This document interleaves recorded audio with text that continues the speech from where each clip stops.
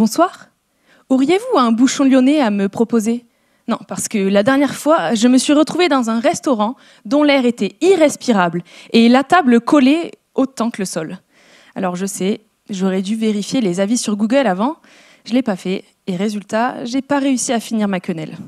Mais je ne suis pas la seule à ne pas finir mon assiette dans ce genre de lieu douteux.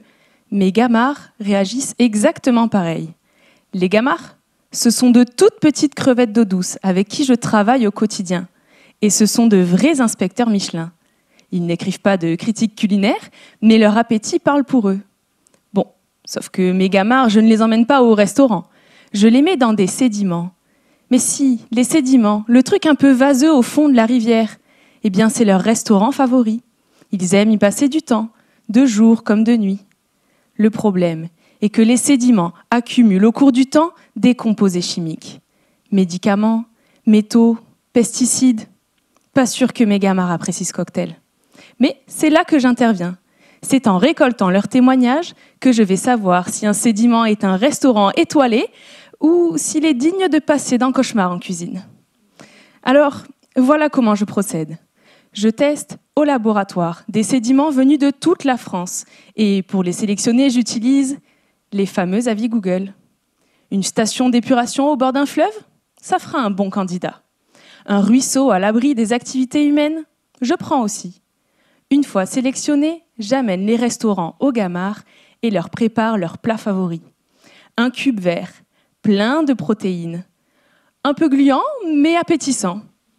Les gamards se mettent alors à table et me rendent leur verdict à la fin du repas. Repas qui dure 7 jours, je ne suis pas là pour leur mettre la pression.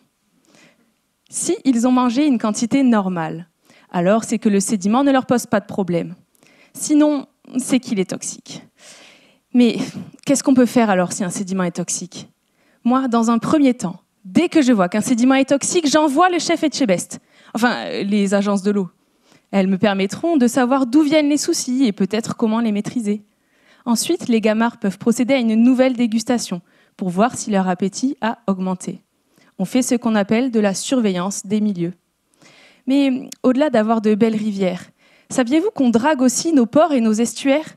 Enfin, je ne vous parle pas de les séduire, attention, je vous parle de les creuser pour laisser passer les bateaux. Mes gamards me permettront de savoir quoi faire de ces millions de tonnes de sédiments que l'on déplace chaque année. Bon, bien, si vous n'avez toujours pas d'adresse à me conseiller, je vais peut-être rejoindre mes amis les crevettes, parce que mes gamards, eux, sont déjà en train de profiter d'un repas 2 étoiles chez Paul Bocuse.